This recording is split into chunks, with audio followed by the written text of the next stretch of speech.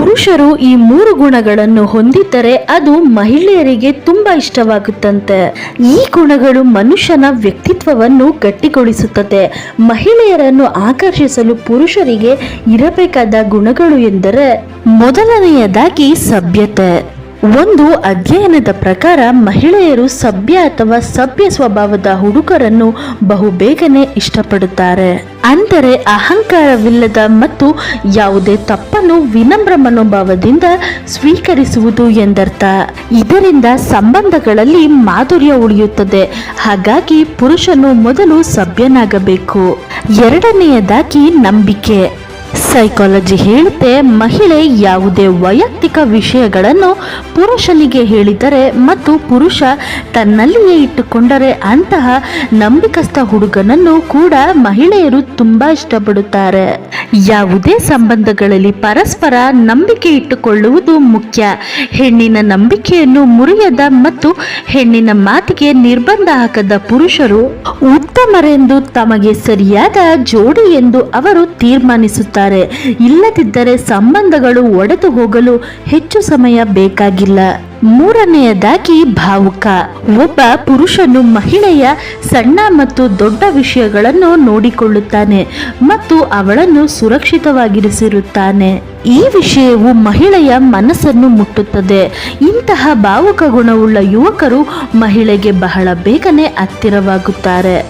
ಒಂದು ರಿಸರ್ಚ್ನ ಪ್ರಕಾರ ಪುರುಷರು ಈ ಮೇಲಿರುವ 3 ಸದ್ಗುಣಗಳನ್ನು ಹೊಂದಿದ್ದರೆ ಮಹಿಳೆಯರಿಗೆ ಇಷ್ಟವಾಗಿ ಸಂಬಂಧಗಳು ಬಲವಾಗುತ್ತದೆ. ಒಂದು ಹುಡುಗಿ ಮೌನವಾಗಿದ್ದರೆ ಅದು ಅಪಾಯಕಾರಿ. 1 ಓವರ್ ಥಿಂಕಿಂಗ್. 2 ಕಾಯುವಿಕೆಯಿಂದ ಆಯಾಸಗೊಂಡಿದೆ. 2 ಅಪ್ಪುಗೆಯ ಅಗತ್ಯವಿದೆ. 4 ಒಳಗೆ ಅಳುವುದು. 5 ಮೇಲಿನ ಎಲ್ಲವೂ. ಕಾಳಜಿ ವಹಿಸುವುದಿಲ್ಲ ಎಂದು ನಟಿಸುವುದು ಸಾಮಾನ್ಯವಾಗಿ ಹೆಚ್ಚು ಕಾಳಜಿ ವಹಿಸುವವರ ಅಭ್ಯಾಸವಾಗಿದೆ. ಹುಡುಗರು ಸಹ ಅಳುತ್ತಾರೆ, ಆದರೆ ಅವರು ಒಂಟಿಯಾಗಿರುವಾಗ. ಒಬ್ಬ ಹುಡುಗ ಯಾರ ಮುಂದೆ ಆದರೂ ಅತ್ತರೆ ಅವರು ಅವನಿಗೆ ತುಂಬಾ ವಿಶೇಷ ವ್ಯಕ್ತಿಯಾಗಿರುತ್ತಾರೆ.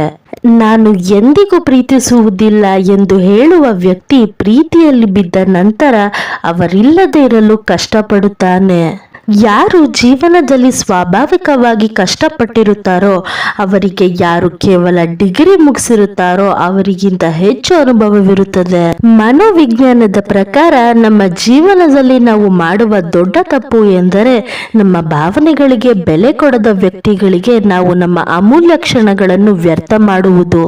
ಒಂದು ಹುಡುಗಿ ತನ್ನ ಆತ್ಮೀಯ ಸ್ನೇಹಿತೆ ಅವಳ ಬಾಯ್ ಫ್ರೆಂಡ್ ಜೊತೆ ಹೆಚ್ಚು ನಿಕಟವಾಗಿ ಮಾತನಾಡುವಾಗ ತುಂಬಾ ಅಸೂಯೆ ಪಡುತ್ತಾಳೆ ಎಂದು ಸೈಕಾಲಜಿ ಹೇಳುತ್ತದೆ. ಮನೋವಿಜ್ಞಾನದ ಪ್ರಕಾರ ನಮಗೆ ಸಿಗಲು ತುಂಬಾ ಕಷ್ಟಕರವಾದ ಜನರಿಗೆ ನಾವು ಹೆಚ್ಚು ಆಕರ್ಷಿತರಾಗುತ್ತೇವೆ.